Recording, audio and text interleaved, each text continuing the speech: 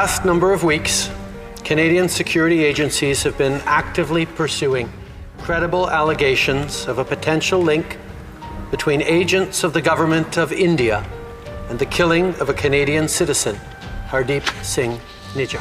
What we've just learned today in the House is something that shocks the safety and security that so many Canadians rely on. The decision to share these allegations on the floor of the House of Commons Monday morning was not done lightly.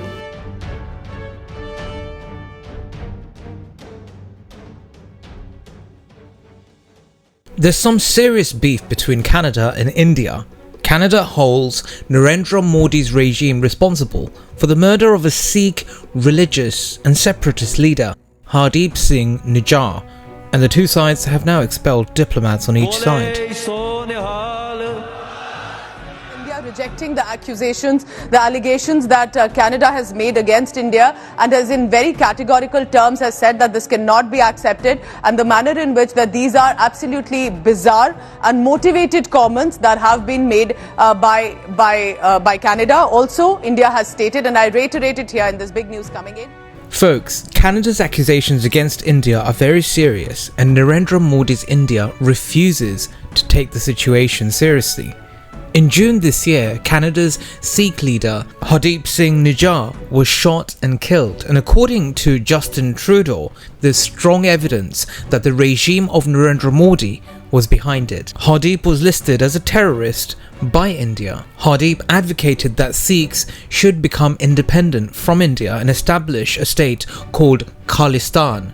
So you can figure out why India may be behind this murder. We will do what we think is correct.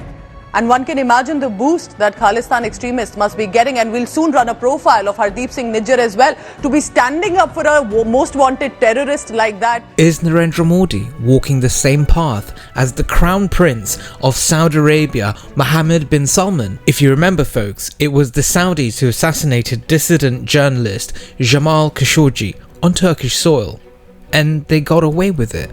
But there's a difference here. The Saudis have a lot of money. Modi is no royalty. He's a simple tea seller with fake degrees from Gujarat University, rose to fame with the support of radical Hindus. So for him, there's going to be real problems ahead. If Canada can produce strong evidence, then India will be included in the list of countries that assassinate political opponents, bringing serious damage to India's national reputation. And if that happens, can the Americans cooperate with India against China?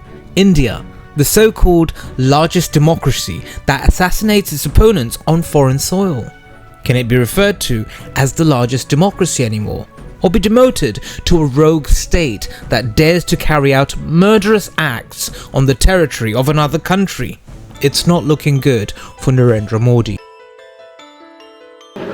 One of those allies has been more forward in its support for Canada than any other, the United States. I have seen in the press some efforts to try to drive a wedge between the United States and Canada on this issue, and I firmly reject the idea that there is a wedge between the US and Canada. India has just become a special object for Western countries. Just over the past 2 years, and strategic cooperation between Canada and India was only signed less than a year ago, and now Canada has suspended negotiations on the Canada and India Free Trade Agreement.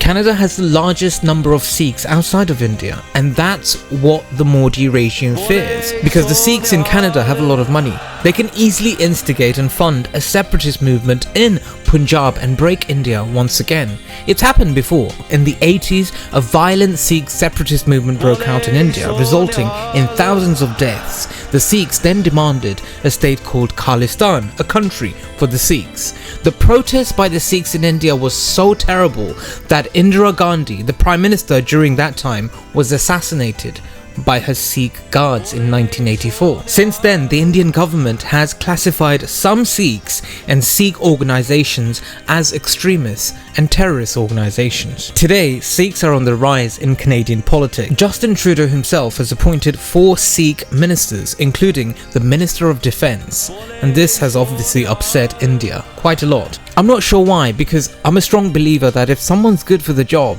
they deserve it, whether Sikh, Hindu, Muslim or Christian. But India's Narendra Modi regime thinks otherwise.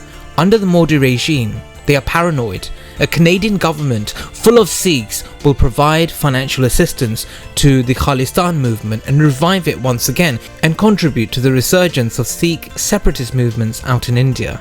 Let me know your thoughts on the matter. Is this a setup to leash Narendra Modi and make this dog not only bark against China, which he's been doing quite well, but to bite it too? Or is Narendra Modi's India genuinely behind the murder of Sikh religious guru and separatist Hardeep Singh Nijjar? Thanks for listening to the IIR. Kushamadid, Sayonara, Sat Sri Akal, Assalamu alaikum. Have a wonderful night.